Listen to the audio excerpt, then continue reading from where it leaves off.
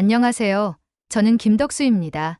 올해로 70세가 되었습니다. 새벽 4시, 여전히 어둠이 깔린 시간에 난 도매시장으로 향합니다. 40년째 같은 시간, 같은 장소에서 하루를 시작하죠.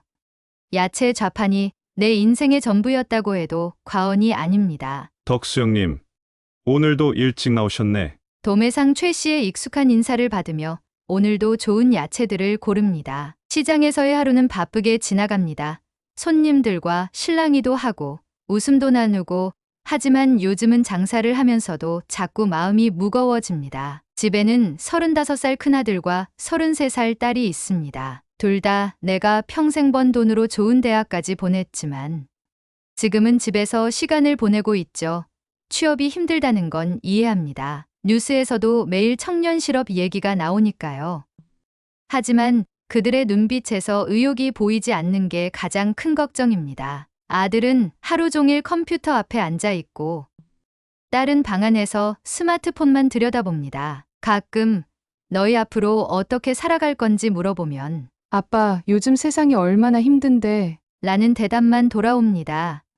새벽에 일어나 야채를 나르고 저녁 늦게까지 장사하는 이 몸이 언제까지 버틸 수 있을지, 내가 쓰러지면 이 아이들은 어떻게 살아갈지, 그런 생각만 하면 가슴이 답답해집니다. 아내는 10년 전에 먼저 세상을 떠났습니다.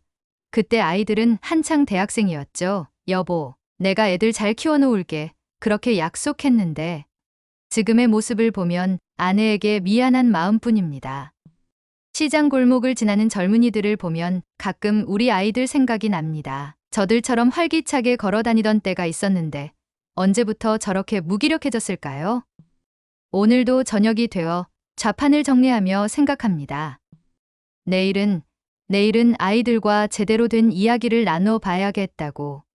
하지만 그 내일이 벌써 몇 달째 미뤄지고 있네요. 한숨을 내쉬며 야채 박스들을 정리하는데 옆 가게 최 씨가 다가왔습니다. 덕수 형님, 요즘 얼굴이 많이 어두워 보이는데 무슨 일 있어요? 순간 목이 메었습니다. 평생 처음으로 누군가에게 제 속마음을 털어놓고 싶어졌어요. 글쎄, 우리 애들 때문에 그래.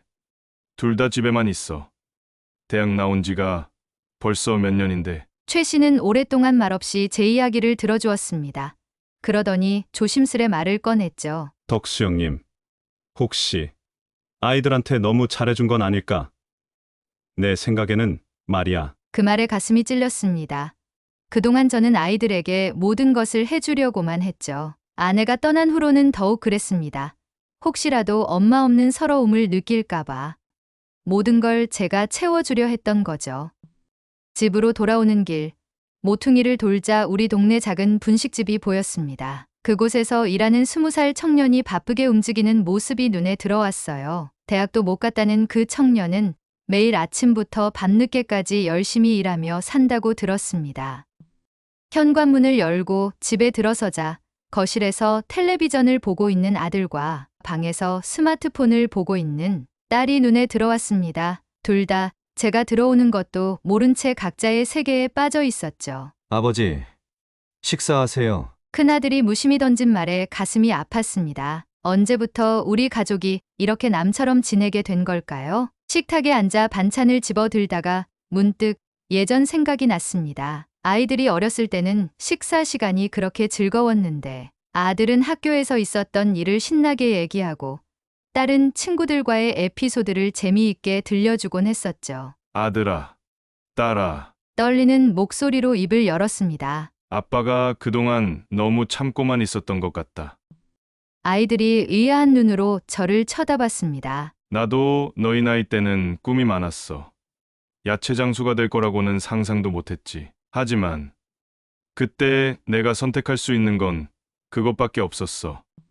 너희 할아버지가 편찮으셔서 집안을 건사하고 동생들 가르치고 가족들의 생계를 책임져야 했으니까. 밥숟가락을 내려놓고 이야기를 이어갔습니다. 하지만 너희는 달라. 너희는 선택할 수 있어. 무엇이든 될 수 있어. 다만 그러기 위해서는 첫 발을 내딛어야 해. 세상이 많이 변했고 너희가 겪는 어려움도 이해해. 하지만 이제는 우리 같이 노력해보자. 늦지 않았어. 딸아이의 눈가에 맺혔던 눈물이 차갑게 식었습니다. 아버지, 지금 그게 무슨 말씀이세요? 딸의 목소리가 떨렸습니다. 세상이 변했다고요?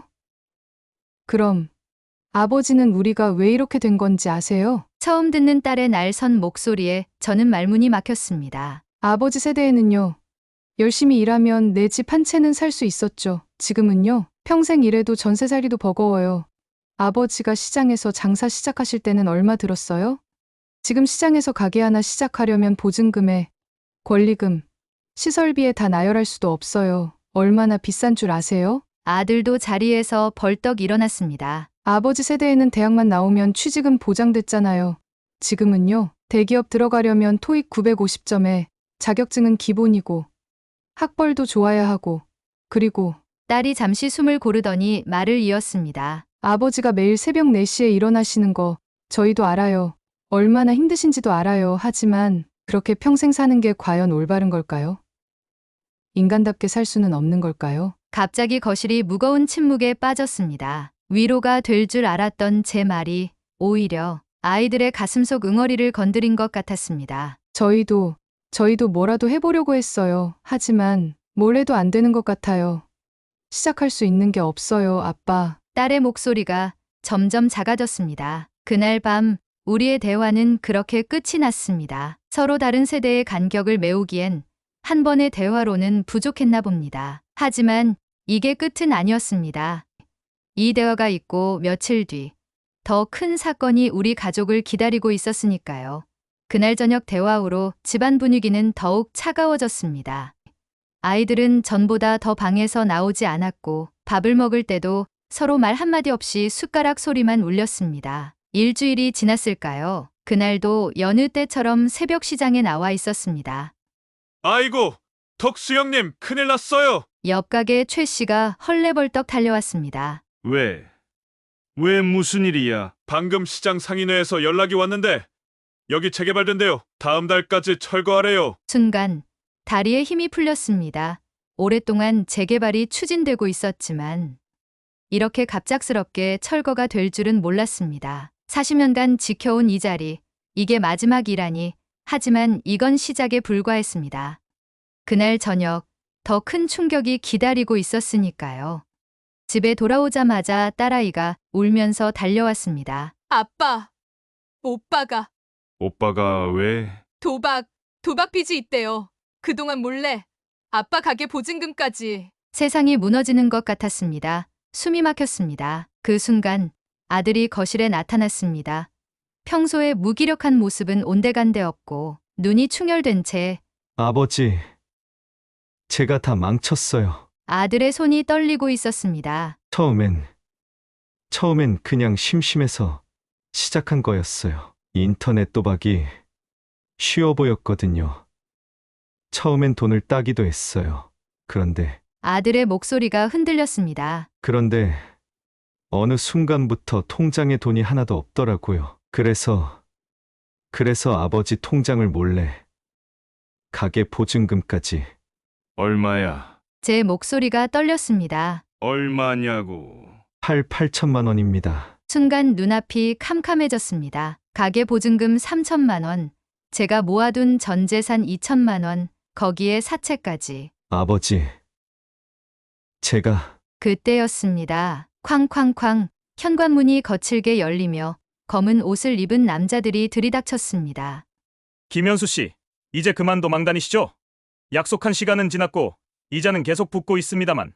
아들의 얼굴이 백지장처럼 변했습니다. 딸은 부엌 쪽으로 달려가 숨었고 그날 밤 경찰서에서 들은 이야기는 충격 그 자체였습니다. 아들은 불법 도박 사이트에서 빚을 지고 그걸 갚으려고 사채까지 썼다고 합니다.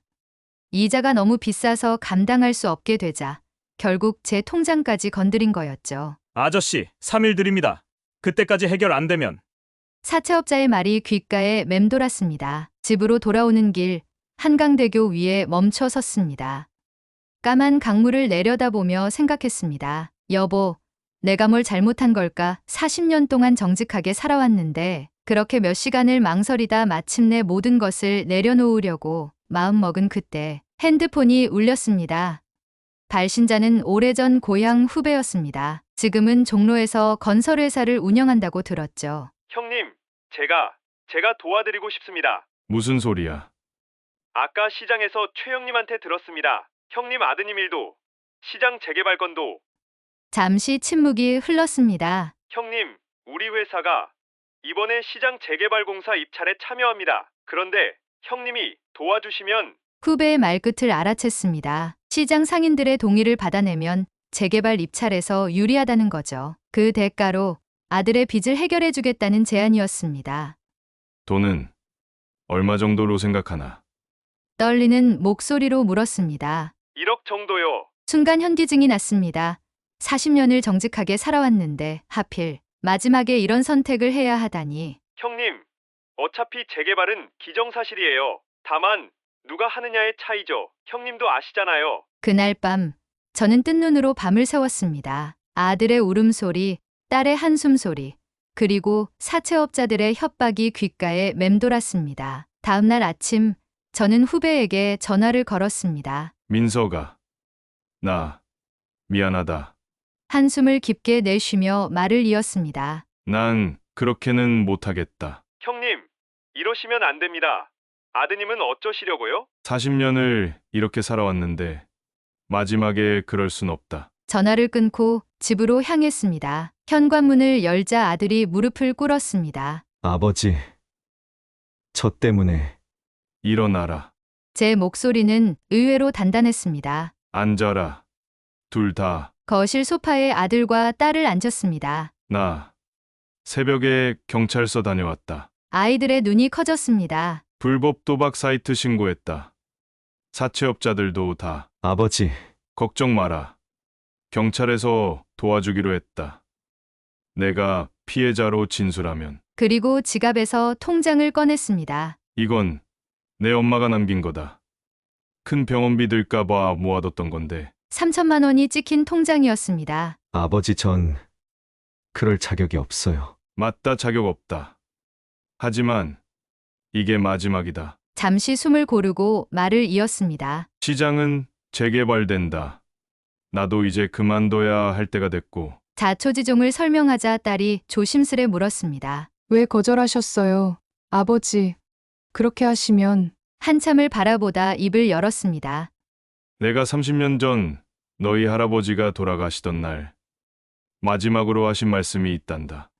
덕수야, 밥은 누구한테나 똑같이 소중한 거다. 내가 파는 야채로 누군가의 밥상이 차려진다는 걸 잊지 마라. 잠시 목이 메어 말을 멈췄다가 다시 이었습니다. 40년 동안 나는 그 말씀만 믿고 살았다. 비가 오나 눈이 오나 새벽이면 시장에 나가서 가장 신선한 걸 골랐지. 왜냐하면 그게 누군가의 밥상이 될 거란 걸 알았으니까. 아이들의 눈빛이 달라지는 게 보였습니다. 그런데 그 후배의 제안은 결국 누군가의 밥줄을 끊는 거야. 시장 상인들 모두가 내 이웃이고 40년 동안 같이 살아온 사람들인데 그들의 밥줄을 끊고 우리만 살아남는 건 깊은 한숨을 내쉬었습니다. 돈이 다가 아니야. 내 오빠가 도박으로 잃은 것도 결국은 돈이고 내가 거절한 것도 돈이지만 그 의미가 다르단다. 그래서 우리 다시 시작하자.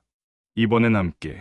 시장은 없어지지만 우리가 할 수 있는 건 있을 거야. 내가 40년간 배운 게 있다면 신선한 제철 채소를 사는 것과 그 재료로 만드는 반찬 하나는 자신 있거든. 처음으로 아들의 눈에서 진심 어린 눈물이 흘렀습니다. 아버지 정말 죄송합니다. 울지 마라. 이제 시작이다. 작은 반찬 가게. 내가 요리를 배우고 내 동생이 가게 운영을 배우고. 그렇게 우리 가족의 새로운 이야기가 시작되었습니다. 우리는 그날 밤 처음으로 진정한 의미의 가족이 되어가고 있었나 봅니다. 5개월 후 작은 골목에서 우리 가족의 반찬 가게가 문을 열었습니다. 무심한 듯 정성스레 딸아이가 지은 가게 이름입니다. 아버지처럼 무심한 듯 보이지만 정성스러운 반찬을 만들자고요. 딸의 설명을 들으며 코끝이 찡해졌습니다. 아들은 요리학원을 다니며 기본기를 배우기 시작했고 제가 40년간 터득한 맛의 비밀을 하나하나 전수하고 있습니다. 장 보는 법부터 제철 식재료 고르는 법까지. 아버지, 이 배추는 왜 이렇게 드세요? 입에 주는 밑동을 보면 알 수 있어. 이렇게 단단하고 하얀 게 보이지. 이게 신선한 거야. 딸아이는 SNS 마케팅을 시작했습니다. 처음엔 서툴렀지만 점점 요령을 터득해 가더군요. 아빠, 오늘은 열무김치 담그는 과정을 찍어볼게요. 이렇게 아버지의 손길을 보여주면 사람들이 더 믿을 거예요. 하지만 순탄하지만은 않았습니다. 첫 달은 적자였고 세 달째도 겨우 월세를 맞추는 정도였죠. 그러던 어느 날 텔레비전에 우리 가게가 소개되었습니다. 40년 시장 장인의 새로운 도전 이라는 제목이었죠. 그날 밤 아들이 조심스레 제 방을 노크했습니다. 아버지, 저기 우리 가게를 보면서 깨달은 게 있어요. 아들이 힘겹게 말을 꺼냈습니다. 저는 말없이 고개를 끄덕였습니다. 제가 도박으로 한순간에 많은 걸 얻으려고 했잖아요. 그런데 아버지가 40년 동안 하신 것처럼 진짜 가치 있는 건 하루하루 쌓아가는 거더라고요.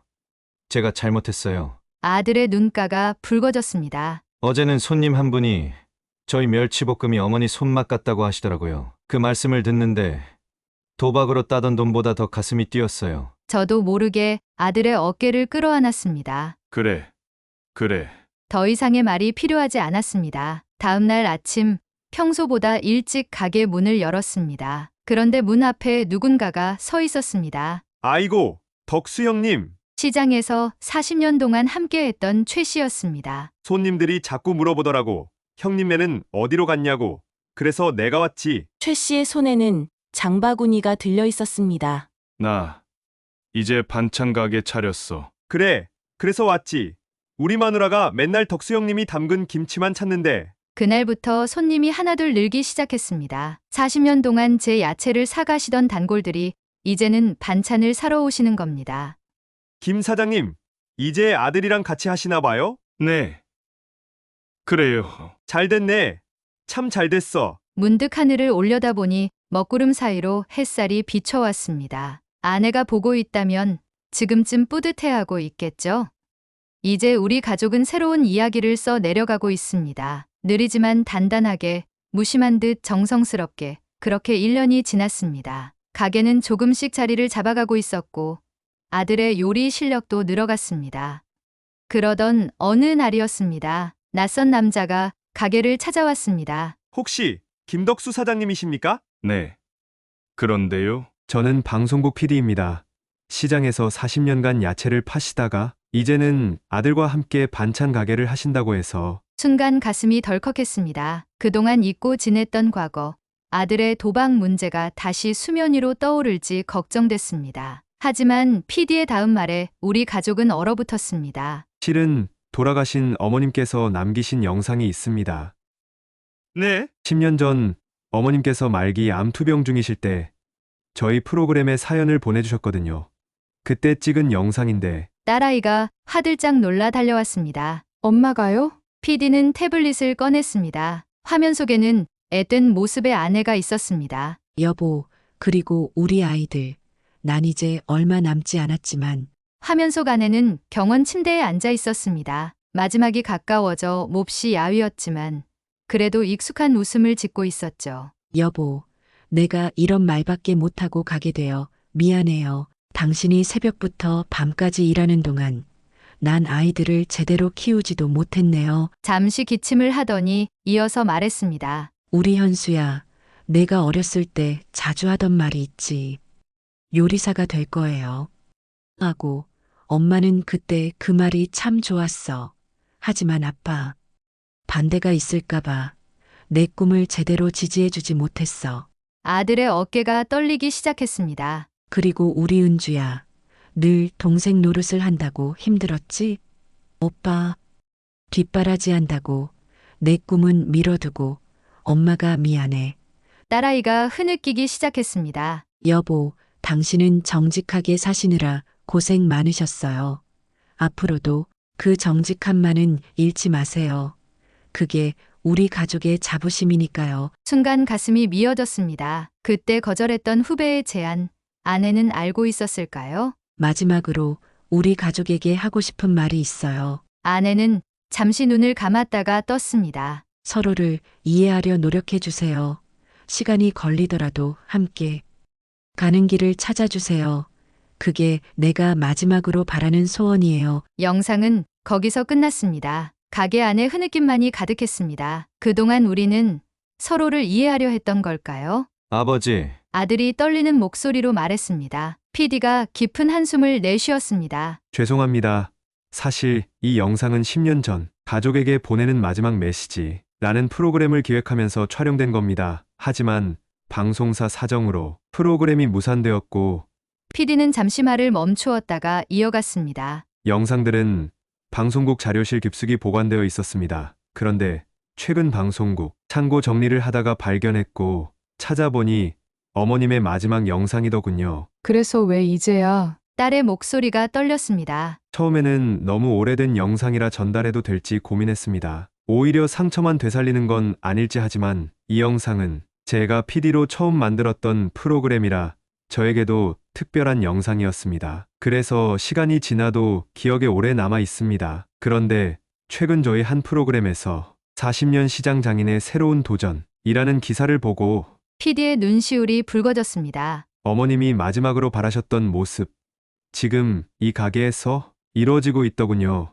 그래서 이제라도 이 영상을 전해드려야겠다고 생각했습니다. 아들이 갑자기 가게 밖으로 뛰쳐나갔습니다. 딸도 주방으로 달려가 흐느끼기 시작했고요. 저는 한동안 말을 잇지 못했습니다. 10년 전 아내가 병실에서 이런 영상을 남겼다는 게 믿기지 않았습니다. 혹시 더 남긴 말은? 제 목소리가 떨렸습니다. PD는 고개를 저었습니다. 이게 전부입니다. 이 영상을 찍고 일주일 후에 어머님께서 밖으로 나간 아들을 찾으러 가려는데 PD가 한마디를 더 했습니다. 그런데 어머님께서 마지막에 카메라 끄고 나서 하신 말씀이 있습니다. 우리 덕수 씨가 틀림없이 아이들과 함께 새로운 길을 찾을 거예요. 그게 늦더라도 반드시. 저도 모르게 눈물이 흘렀습니다. 아내는 알고 있었던 걸까요? 이 모든 것을. 밖으로 나가보니 아들이 가게 뒤편에서 담배를 피우고 있었습니다. 평소 담배를 피우지 않던 아들이었는데 아버지, 전 엄마 얼굴도 점점 잊혀져 가고 있어요. 근데 이제야 엄마가 보고 싶어졌어요.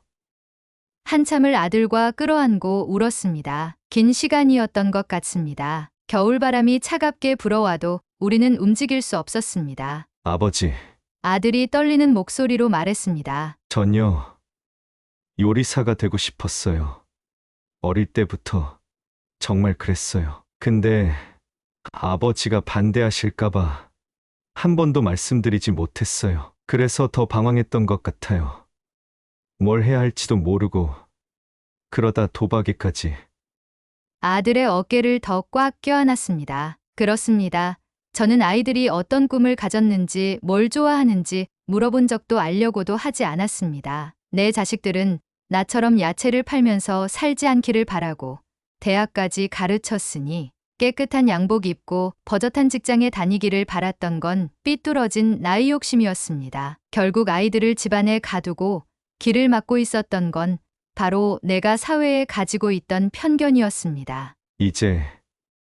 이제는 정말 엄마가 보고 계실 테니까. 아들의 눈물이 제 어깨를 적셨습니다. 그때 가게 안에서 딸이 뛰어나왔습니다. 아빠, 오빠. 딸도 우리 둘을 끌어안았습니다. 거리를 지나는 사람들이 이상하게 쳐다봤지만 우리는 신경 쓰지 않았습니다. 그렇게 10년 만에 우리는 진짜 가족이 되어가고 있었나 봅니다. 아내가 마지막으로 바랐던 것처럼 그날 이후로 가게는 달라지기 시작했습니다. 제가 뭐라고 하지 않아도 아들은 새벽 4시에 저와 함께 시장에 나가기 시작했습니다. 아버지, 이 문은 이렇게 눌러보면 단단한 게 좋은 거죠? 그래.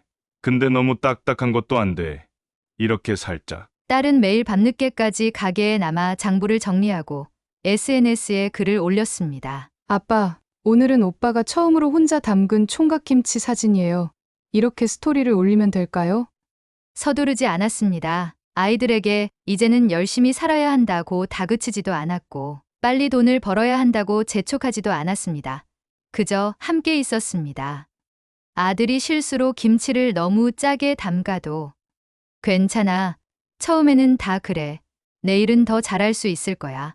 딸이 SNS 광고비를 잘못 써서 적자가 나도 거기서 배운 게 있을 테니 다음에는 더 잘할 수 있겠지. 그러다 보니 어느새 아이들의 눈빛이 달라지고 있었습니다. 아빠, 내일은 제가 새로운 반찬 하나 개발해 보고 싶은데 아버지, 이번 주말에는 시즌 한정 메뉴를 내면 어떨까요? 강요하지 않아도 서두르지 않아도 우리는 천천히 하지만 확실하게 앞으로 나아가고 있었습니다. 아내가 남긴 영상 속 말처럼 시간이 걸리더라도 함께 가는 길을 찾아가고 있었던 거죠. 어제는 좋은 소식이 있었습니다. 딸아이가 만든 SNS 계정의 팔로워가 10만이 넘었다고 합니다. 아빠, 우리 가게 스토리가 많은 분들에게 희망이 된대요. 40년 시장 장인아버지와 늦깎이 요리사 아들의 이야기 많은 분들이 공감하신대요. 세상이 변했다고들 합니다. 청년들이 꿈을 포기해야 하는 시대라고도 하고 부모 세대의 성공 공식이 더 이상 통하지 않는다고도 합니다. 맞는 말일지도 모릅니다. 하지만 우리 가족은 깨달았습니다. 변한 건 세상만이 아니라는 것을 우리도 변해야 했고 또 변할 수 있다는 것을. 40년 동안 야채만 팔던 제가 이제는 반찬 가게 사장이 되었고 방황하던 아들은 요리사의 길을 걷고 있으며 집에만 있던 딸은 온라인 마케팅 전문가가 되어가고 있습니다. 세상이 아무리 변해도 가족은 서로를 이해하고 응원하며 함께 나아갈 수 있다는 걸, 그게 어쩌면 우리 시대의 새로운 희망이 아닐까요? 오늘도 새벽 시장에 나가는 길, 아들이 졸린 눈을 비비며 제 옆에 섭니다. 더 이상 말이 필요하지 않습니다. 우리는 알고 있으니까요. 서로가 있기에 앞으로 나아갈 수 있다는 것을. 구독과 좋아요 부탁드립니다. 알림 설정하시면 새 영상을 가장 먼저 만나보실 수 있습니다.